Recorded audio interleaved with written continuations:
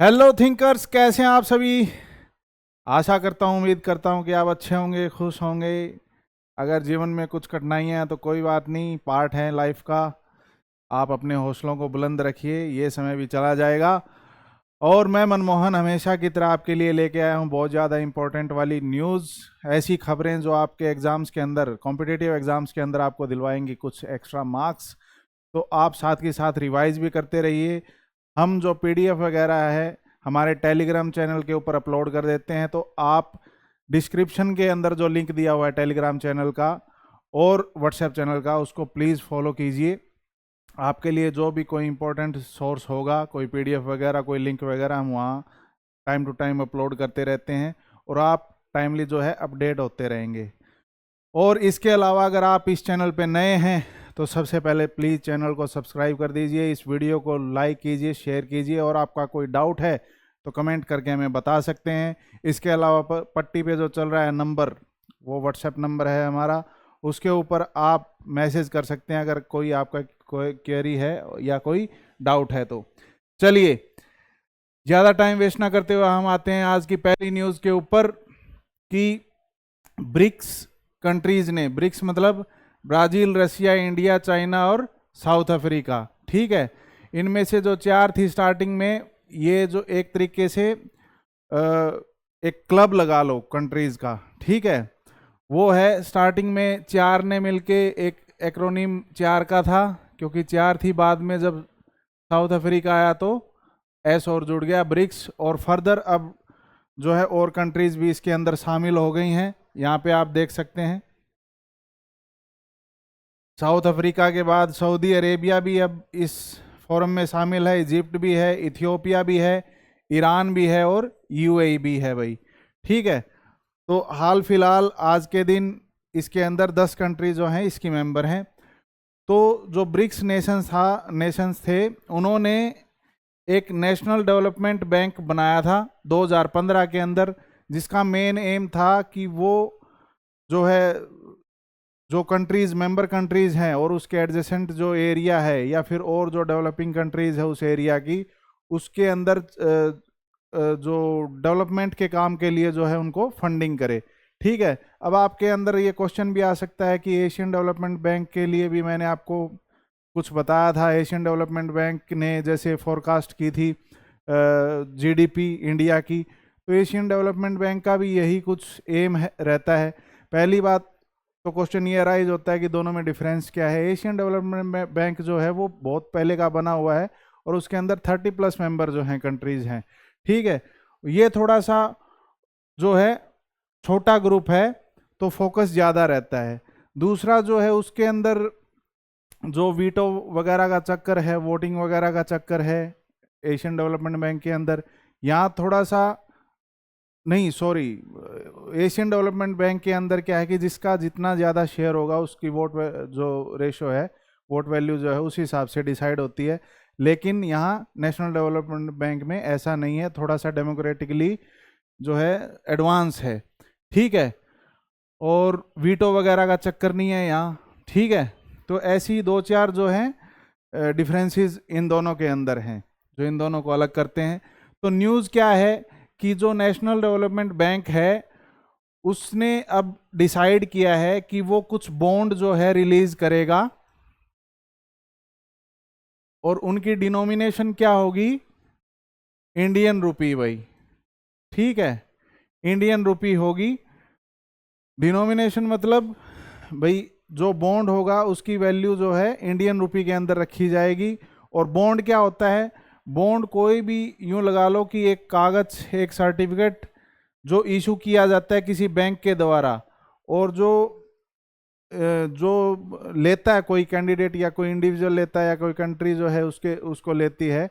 तो एक तरीके से मतलब मैंने बॉन्ड खरीद लिया, ठीक है भाई, ये लो 500 रुपये का बॉन्ड है, मैंने 500 रुपये बैंक को दे दिया और बॉन्ड मैंने रख लिया। अब एक तरीके से उस बॉन्ड के ऊपर मेरे को जो है इंटरेस्ट भी मिलेगा, और साथ के साथ अगर मैं एक्सटर्नल मार्केट मतलब मैं किसी और को भी वो बॉन्ड दे सकता हूँ या उसको प्लेज कर सकता हूँ अब किसी लोन वगैरह लेने के लिए, ठीक है। तो एक तरीके से, और उससे नेशनल डेवलपमेंट बैंक को क्या मिलेगा कि मैंने 500 रुपये नेशनल डेवलपमेंट बैंक को दिए और उन्होंने मेरे को बॉन्ड दे दिया। इससे एक फंड रेजिंग वाला सिस्टम जो है क्रिएट होगा नेशनल डेवलपमेंट बैंक के अंदर। जो पैसा कहाँ काम आएगा, जो एम मैंने बताया था एनडीबी का, उसके अंदर। ठीक है, इसके अंदर अब की बार वो सोच रहे हैं कि जो डिनोमिनेशन है इन बॉन्ड्स वगैरह की वो रूपी के करेंसी के अंदर हो, और इसके लिए आरबीआई से उनकी बात चल रही है। फर्स्ट टाइम ऐसा हो रहा है कि एनडीबी जो है रूपी डिनोमिनेटेड बॉन्ड जो है इशू करने जा रहा है भाई मार्केट के अंदर। ठीक है, इससे पहले एनडीबी ने जो है और भी करेंसीज हैं जो काफ़ी युआन वगैरह, उनके अंदर जो है बॉन्ड जो है रिलीज किए थे भाई, इशू किए थे। वो मैं आपको बता देता हूँ।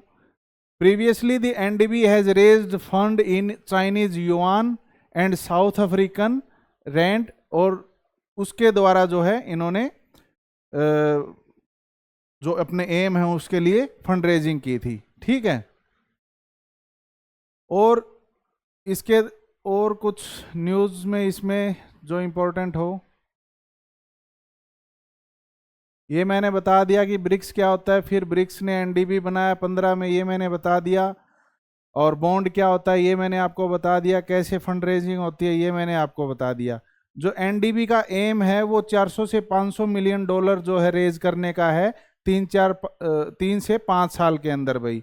ठीक है, और नेक्स्ट अगर बात करें जो मल्टीलेटरल एजेंसीज हैं, जैसे वर्ल्ड बैंक है, इंटरनेशनल फाइनेंस कॉरपोरेशन है, ठीक है, वो इंडियन डिनोमिनेशन के अंदर जो है बॉन्ड को रिलीज कर चुकी हैं पहले। ठीक है, ये मैंने बता दिया एनडीबी 2015 के अंदर बना था। ठीक है, और इसको ब्रिक्स डेवलपमेंट बैंक भी बोला जाता है एनडीबी को भाई, ये भी मैंने आपको बता दिया। चलिए, ये मैंने आपको बताया था कि इस कौन जो मेंबर कंट्रीज हैं और जो एरिया है आसपास का, और जो डेवलपिंग कंट्रीज हैं या इमर्जिंग जो इकोनॉमीज हैं, उनके अंदर जो है इंफ्रास्ट्रक्चर वगैरह या डेवलपमेंट वगैरह बूस्ट करने के लिए फंड यूज किया जाएगा।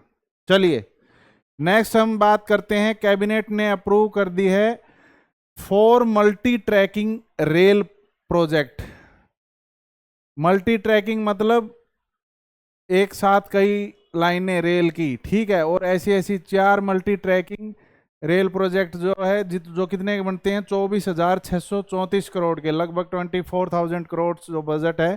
ठीक है, उनके नाम मैं आपको बता देता हूँ।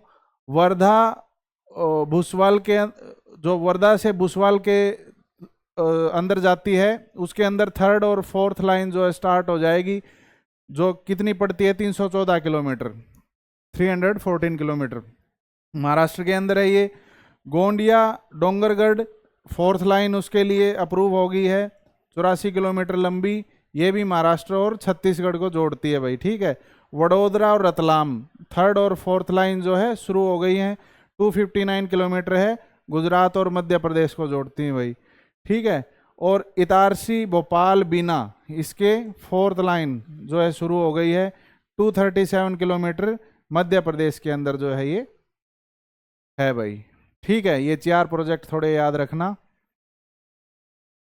चलिए, next one is 68th Commonwealth parliamentary conference होने जा रही है। ठीक है, कहाँ पे? बारबाडोस के अंदर। बारबाडोस एक कैरेबियन कंट्री है। कैरेबियन कंट्री मतलब ये मान लो नॉर्थ अमेरिका है, ये साउथ अमेरिका है। ठीक है, बीच में जो कैरेबियन सी के पास जो छोटी छोटी कंट्रीज हैं, आइलैंड टाइप हैं, उनको बोलते हैं कैरेबियन कंट्री। कैरेबियन कंट्री का नाम कहाँ से आया? कैरिब नाम की एक ट्राइब है जिसका मतलब होता है स्ट्रॉन्ग पर्सन। ठीक है, और वो वहाँ के नेटिव हैं, उन्हीं के नाम पे इस एरिया का नाम रख दिया गया, और सी का नाम भी वैसे रख दिया गया, कैरेबियन सी के पास लगती कंट्री कैरेबियन कंट्रीज। ठीक है, तो बारबाडोस एक कैरेबियन कंट्री है। उसके अंदर ये कॉमनवेल्थ पार्लियामेंट जो है 5 से 12 अक्टूबर को होने जा रही है। इसका मेन एम होता है कि गवर्नेंस के ऊपर और डेमोक्रेसी के ऊपर बातचीत चलती है। ये एक ऐसा फोरम है जहाँ पे काफ़ी सारी कंट्री जो है इंक्लूसिव गवर्नेंस के ऊपर बात करती हैं। थीम जो है इसकी क्या है? The Commonwealth a global partner. ठीक है,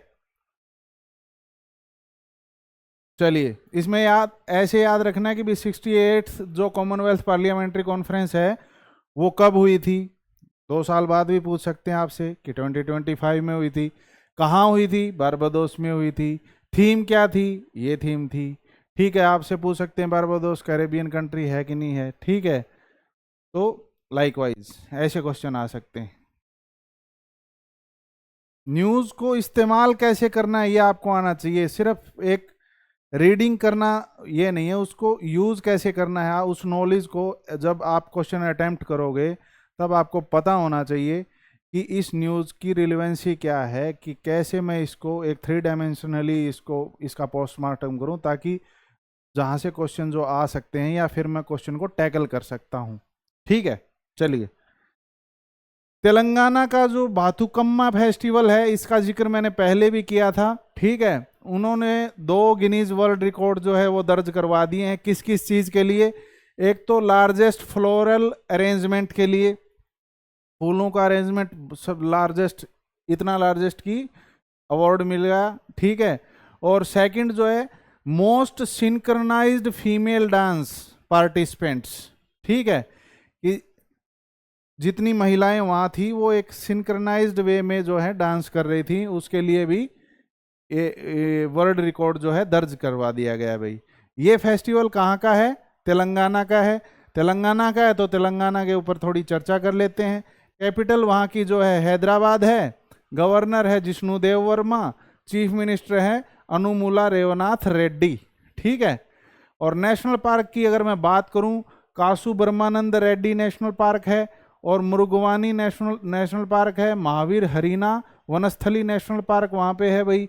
ठीक है, वाइल्ड लाइफ सेंचुरी की अगर हम बात करें तो कावल वाइल्ड लाइफ सेंचुरी है, पोचारम वाइल्ड लाइफ सेंचुरी है, मंजीरा वाइल्ड लाइफ सेंचुरी वहाँ है भाई। रिसेंटली जो एक न्यूज़ और थी तेलंगाना से ही लेकर के, उसकी तरफ भी थोड़ा सा हम ध्यान दे लेते हैं कि कागज नगर फॉरेस्ट डिवीजन जो है किसकी? कोमाराम भीम आसिफाबाद डिस्ट्रिक्ट की। ठीक है, तेलंगाना के अंदर ही, उसके अंदर ब्लू पिंक गिल मशरूम जो है देखने को मिली है, जो कि अमूमन कहाँ पाई जाती है? न्यूजीलैंड के अंदर भाई। और इस ब्लू पिंक गिल मशरूम का साइंटिफिक नेम क्या है?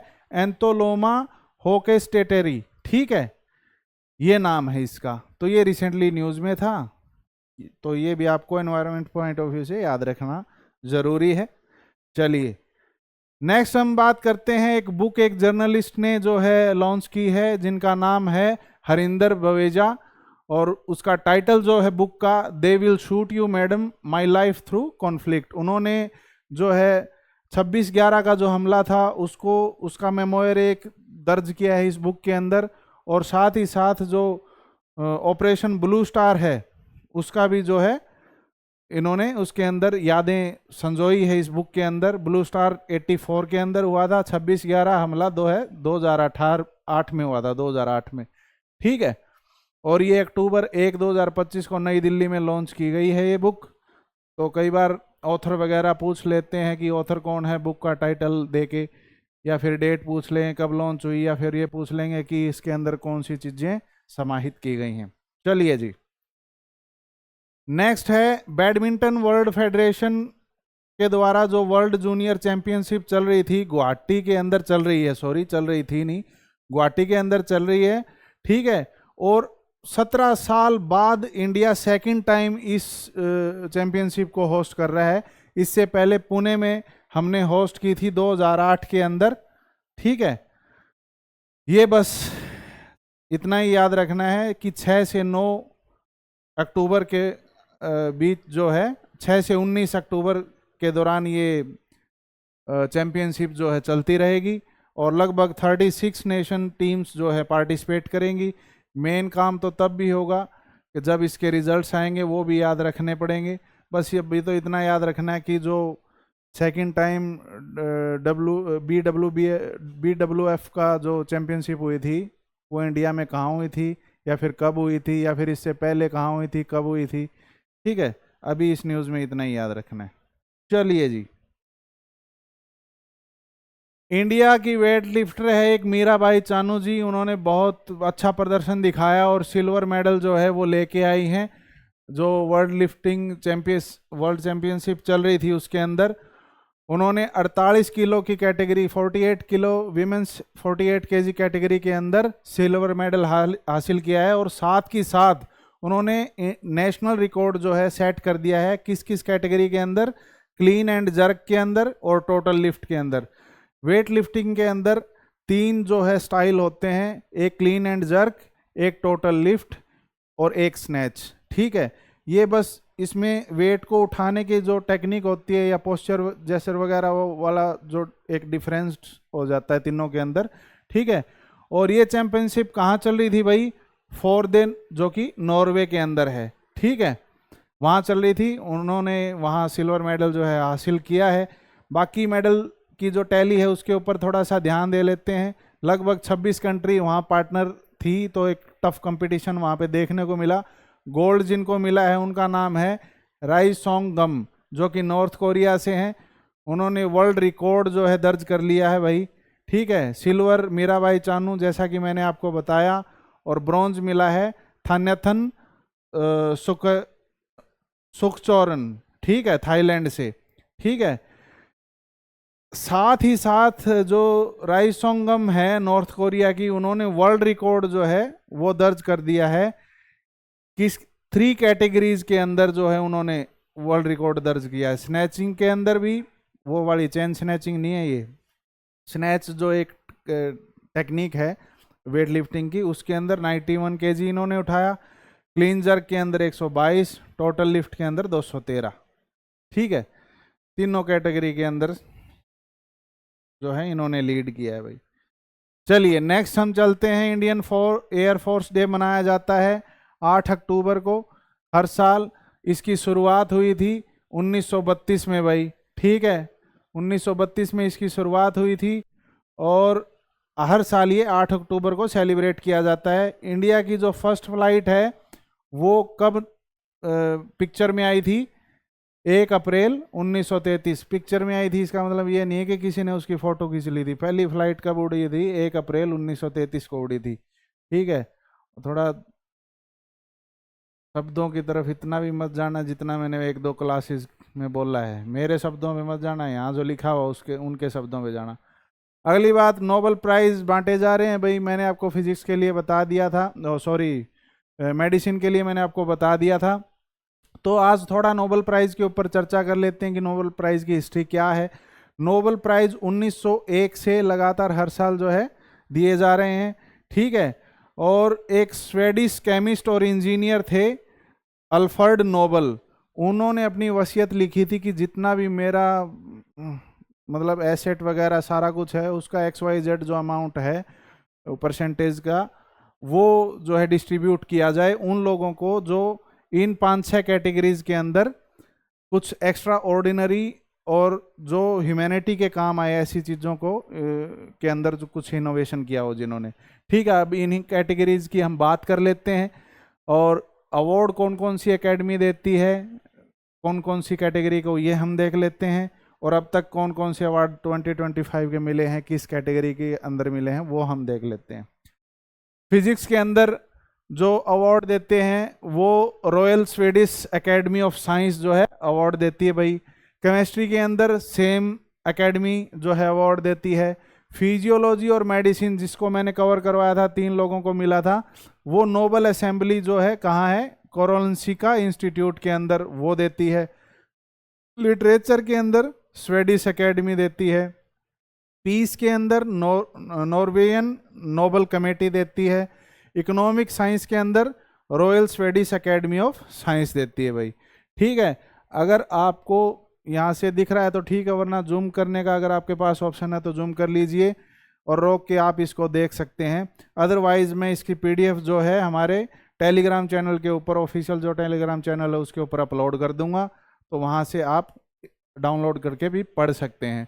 ठीक है, फिर हम देखें अगर तो फिजियोलॉजी और मेडिसिन के अंदर 6 अक्टूबर को जो अवार्ड मिल चुका है, मैंने बताया 3 लोगों को मिला था, और ऑटोइम्यून डिजीज के ऊपर जो उनकी डिस्कवरी थी उसके लिए अवार्ड मिला है। फिजिक्स के अंदर देख लेते हैं, 7 अक्टूबर को अवार्ड मिला है और ये मिला है discovery of macroscopic quantum mechanical tunnelling के लिए और energy quantisation in electric circuit के अंदर। ठीक है, अगर कुछ समझ में आ गया है तो ठीक है, वरना रट्टा मारो। जो चीज़ आपके दिमाग में नहीं घुस रही, मतलब आपका कहीं लेना देना ही नहीं है उस चीज़ से कभी भी, तो उसके ऊपर या तो आप टाइम वेस्ट मत करो। ठीक है, जो आपको कॉस्ट बेनिफिट देखो आप कितना है, कॉस्ट बेनिफिट रेशो अगर फिट बैठ रहा है तो ठीक है, अदरवाइज उसको एग्ज़ाम से जो स्टैटिक जीके है, जो रटने वाली चीज़ें हैं, 5-4 दिन पहले उनको पकड़ो और घोट के पी जाओ बस।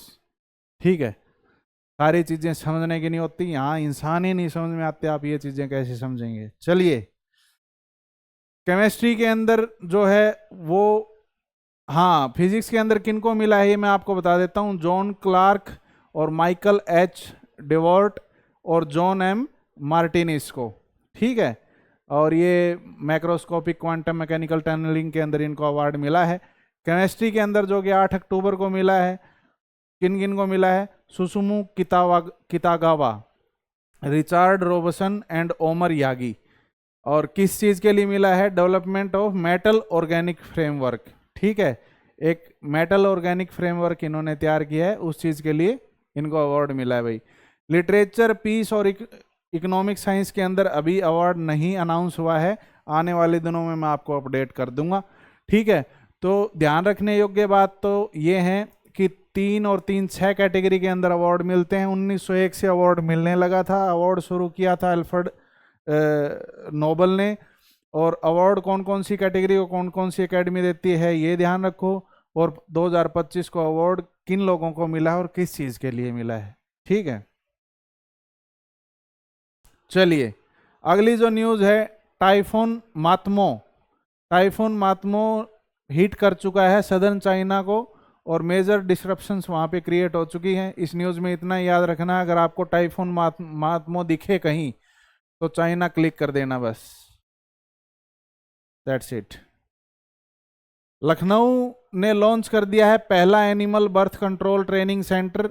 दरअसल जो लखनऊ म्युनिसिपल कॉरपोरेशन है, उन्होंने वहीं जो है लखनऊ के अंदर जो एक जगह है जरारा, वहाँ पे इस ट्रेनिंग सेंटर को जो है इनॉग्रेट किया है। और मेन एम उसका ये है कि जितने भी स्ट्रे डॉग्स वगैरह हैं या और जो कैटल्स वगैरह हैं जिनकी तादाद जो बढ़ती जा रही है और वो उनको मार सकते नहीं। ठीक है, एक उनको भी एक तरीके से राइट टू लाइफ और डिग्निटी वाली लाइफ तो कहाँ ही मिलती है, लोगों को ही नहीं मिलती। लेकिन यूं जो है बूचर खाने में भेजना तो गलत है, तो उनको स्टेराइल कर दिया जाए ताकि उनकी पॉपुलेशन कंट्रोल हो जाए। ठीक है, एक राइट वे वहाँ से निकला है। और उत्तर प्रदेश की गवर्नमेंट और human world for animal India का जो ये है इनिशिएटिव है, और एक तरीके से ट्रेनिंग जो है दी जाएगी इसके अंदर कि कैसे जो है स्टेराइल किया जाए, कैसे इन चीज़ों को टैकल किया जाए। और वो ट्रेनिंग किन किन के लिए है? जो भी वेटरिनेरियन है उनके लिए है, जो या पैरा वेटरिनेरियन है उनके लिए है, या फिर एनिमल हैंडलर्स है उनके लिए है भाई। और इसकी कुछ फीस भी होती है, फर्दर उनके अंदर हमें एग्जाम पॉइंट ऑफ व्यू से जाना नहीं। ठीक है, अगर आपको ऐसा काम करना है, ट्रेनिंग लेने जाना, तो गूगल कर लेना, वहाँ फीस का पता लग जाएगा। ठीक है, चलिए जी, India radio software architecture standard 1.0 जो है वो लॉन्च हो चुका है। डीआरडीओ ने इसको लॉन्च किया है। दरअसल हम देखते हैं कि ये है क्या। ये एक तरीके का नेशनल फ्रेमवर्क है जो कि इंटरऑपरेबिलिटी और सेल्फ डिपेंडेंसी को इम्प्रूव करता है। ठीक है, और जो मिलिट्री कम्युनिकेशन है उसको दुरुस्त और सिक्योर रखता है भाई। ये एक तरीके का ऐसा फ्रेमवर्क है जो तीनों जो विंग हैं आर्म्ड फोर्सेस की, उसके अंदर जो रेडियो सिस्टम, जो सॉफ्टवेयर डिफाइंड रेडियो जो है वो यूज़ किया जाता है, उसको एक प्लेटफॉर्म दिया गया है इस फ्रेमवर्क के तहत। ठीक है, तो अगर मैं वर्ड बाय वर्ड अगर पढ़ूँ, इसकी रीड करूँ इसके डेफिनेशन को, तो IRSA 1.0 is India's first national software architecture standard for software defined radios used by the army, navy and air force. और ये एक तरीके से जो कम्युनिकेशन की सेंस है उसको अपग्रेड करेगा और इंटीग्रेटिंग आपस में जो तीनों जो विंग हैं आर्म्ड फोर्सेस की उनको आपस में इंटीग्रेट करेगा भाई। डेवलप किसने किया है? ये दो जो है यहाँ पे एंटिटी हैं, उन्होंने मिलके ये कारनामा किया है, डीआरडीओ, और second one is integrated defence staff. इसके साथ ट्राई सर्विसेज मतलब आर्मी, नेवी और एयरफोर्स का भी पूरा योगदान है भाई। एम मैंने आपको बता दिया, इंटरऑपरेबिलिटी जो है किसके अंदर? एसडीआर, ठीक है, जो ये रेडियो का जो सिस्टम था, सॉफ्टवेयर डिफाइंड रेडियोज का जो सिस्टम था, उनके अंदर इंटरऑपरेबिलिटी जो है वो इसके अंदर एग्जीक्यूट की जा सकती है। सेकंड जो है वेव फॉर्म पोर्टेबिलिटी और सीमलेस कम्युनिकेशन जो है आपस में जो डिफेंस सिस्टम के बीच में है वो सुचारू रूप से चालू की जा सकती है भाई, ठीक है। इसके बाद बात करें तो इंडिया मोबाइल कांग्रेस 2025 की एक न्यूज़ है कि ये यशोभूमि न्यू दिल्ली के अंदर इनॉग्रेट कर दी गई है प्राइम मिनिस्टर द्वारा। दरअसल जो ये कांग्रेस है ये एक तरीके का क्या है, एक ऐसी फोरम है या टेक्नोलॉजिकल एग्जीबिशन है जिसके अंदर आईटी, टेलीकॉम से जुड़ी कुछ इनोवेटिव जो टेक्नोलॉजीज हैं उनको शोकेस किया जाएगा। अलग अलग जो स्टेक होल्डर हैं, चाहे वो साइंटिस्ट हो इन चीज़ों से जुड़े, या प्राइवेट सेक्टर से लोग जो बिजनेसमैन हैं वो जुड़े हों, या गवर्नमेंट के कुछ एंटिटी हैं वो हों, वो एक प्लेटफॉर्म पे लेके आके इन चीज़ों के ऊपर डिस्कस करेंगे। तो ये एक तरीके से एशिया की लार्जेस्ट डिजिटल कम्युनिकेशन और टेक्नोलॉजिकल एग्जीबिशन है भाई ये, ठीक है, मतलब इंडिया मोबाइल कांग्रेस जिसको बोलते हैं, ठीक है। और अलग अलग मैंने बता दिया कि लोग वहाँ पे आएंगे। ऑर्गेनाइज कौन करवा रहा है? ये ज्वाइंटली ऑर्गेनाइज करवाया जा रहा है डिपार्टमेंट ऑफ टेलीकम्युनिकेशन द्वारा और the cellular operator association of India जो है उसके द्वारा। और इसको लीड कौन कर रहा है? नोडल मिनिस्ट्री कौन सी है इसकी? मिनिस्ट्री ऑफ कम्युनिकेशन भाई। थीम 2025 की जो है वो कुछ इस प्रकार है, इनोवेट टू ट्रांसफॉर्म, ये इसकी थीम है। चलिए नेक्स्ट न्यूज़ पे हम चलते हैं। रेड सी, आपको काफ़ी ज्योग्राफिकल जो आपका सिलेबस है ज्योग्राफी का उसके अंदर काफ़ी ऐसे सी देखने को, कलरफुल सी देखने को मिलेंगे, रेड सी, ब्लैक सी, येलो सी, ठीक है। तो रेड सी की अगर हम बात करें तो रिसेंटली एक कोस्ट के अंदर, कोस्ट मतलब king Abdullah University of science and technology के अंदर साइंटिस्ट ने जो है सऊदी अरेबिया के अंदर जो यूनिवर्सिटी है उसने डिस्कवर किया है कि रेड सी जो था वो कंप्लीटली ड्राई था लगभग 1 लाख साल के लिए। और ये कब हुआ था? ये लगभग हुआ था 6.2 मिलियन ईयर अगो। देख रहे हो आप ज्योग्राफी का भौकाल, देख रहे हो आप कैसे लिख देते हैं 6.6 मिलियन ईयर अगो, कुछ समथिंग पहले जो है 1 लाख साल के लिए बस जो है खाली पड़ा था, सूखा पड़ा था। कितना नॉर्मली कह देते हैं ना, जैसे इकोनॉमिक्स बोल देती है कि हाँ 4-5 हज़ार करोड़ रुपए का बजट है, ठीक है। तो इनका स्वैग देखिए आप सब्जेक्ट्स का, ठीक है, कि जो अमाउंट, जो क्वांटिटी आम इंसान के लिए बहुत ज़्यादा होती है उसको ये बड़ा नॉर्मली जो है टैकल कर देते हैं, ये इनकी खासियत है, ठीक है। तो एक तरीके से रेड सी जो है दुनिया का जो यंगेस्ट सी जो आते हैं उनमें से एक है। और कैसे फॉर्म हुआ था? जो अफ्रीकन और अरेबियन टेक्टोनिक प्लेट हैं, अभी मैं आपको पिक्चर के अंदर दिखाता हूं कि कहाँ पे है रेड सी। ये रेड सी है, तो अरेबियन सी की जो प्लेट है टेक्टोनिक, और अफ्रीकन सॉरी सी की नहीं, अरेबियन जो प्लेट टेक्टोनिक है और अफ्रीकन प्लेट टेक्टोनिक है, उनके आपस की मूवमेंट की वजह से जो है रेड सी जो है क्रिएट हुआ है भाई। और ये कहाँ से कहाँ तक है कि ये स्वेज कनाल यहाँ पे है, ठीक है, स्वेज कनाल से लेके और यहाँ तक कहाँ पे मिलता है? जो गल्फ ऑफ अदेन जो है वहाँ तक ये फैला हुआ है, ठीक है। स्वेज कनाल अगर बात करें तो स्वेज कनाल एक कृत्रिम कनाल है, ठीक है, जो कि जोड़ता है किसको? ये यूरोप के साथ जोड़ता है इस अपने इन वाली कंट्रीज को, ईस्टर्न कंट्रीज को, ठीक है। तो अगर आगे पढ़ें हम कि क्या हाँ, लोकेट मैंने बता दिया कि फ्रॉम स्वेज जो कि इजिप्ट में है उससे लेकर के बबल मदेब स्ट्रेट तक है। बबल मदेब स्ट्रेट जुड़ा है फर्दर कहाँ से? गल्फ ऑफ आदेन से, जो कि अरेबियन सी के अंदर खुल जाता है। बब अल मंदेब, ये पॉइंट इसका जो लोअर पॉइंट, अपर पॉइंट जो है स्वेज वाला जो कि इजिप्ट के अंदर है। ठीक है, इस पॉइंट के साथ कौन जुड़ा है? Gulf of Aden. और फिर फर्दर आगे कौन जुड़ा है? Arabian Sea. ठीक है, अरेबियन सी जुड़ा है। यहाँ कौन जुड़ा है? स्वेज कनाल। ठीक है, स्वेज कनाल के बाद मेडिटेरेनियन सी जुड़ा है भाई। ठीक है, और स्वेज कनाल एक मतलब लगभग 200 मीटर जो नेविगेटिंग जो एरिया माना जाता है, इतनी ही विड्थ मानी जाती है, 200 मीटर की विड्थ है उसकी। एक आध बार आपने न्यूज़ गलती से पढ़ ली होगी तो आपने देखा होगा कि ऐसे जैसे ये 200 मीटर की चौड़ाई है और कोई शिप है ना ऐसे डायगनली वहाँ पे फंस के खड़ी हो गई और पूरा रास्ता जो है ब्लॉक हो गया। उसकी वजह से इंटरनेशनल जो है एक्सपोर्ट इंपोर्ट के ऊपर भी काफ़ी दिनों तक समस्या बनी रही। ठीक है, लोकेशन हमने पढ़ ली इसकी। उसके बाद बात करते हैं कि बॉर्डर नेशन कौन कौन से हैं। इजिप्ट है, सूडान है, एरित्रिया है, सऊदी अरेबिया है और यमन है। इसके बॉर्डर नेशन है। पूछ लिया जाता है कि जो ऑप्शन में जो कंट्रीज हैं इनमें से कौन सी बॉर्डर जो कंट्रीज नहीं है रेड सी की। ठीक है, ऐसे करके क्वेश्चन पूछ लेंगे। सिग्निफिकेंस अगर मान के चलें तो एक तो स्ट्रेटेजिक मैरीटाइम रूट है जो कि जोड़ता है किसको? यूरोप और एशिया को जोड़ता है सुएज कैनाल के थ्रू। ठीक है, और एक तरीके से जो ट्रेड होती हैं वो भारी मात्रा में जो इसी रास्ते के थ्रू होती हैं।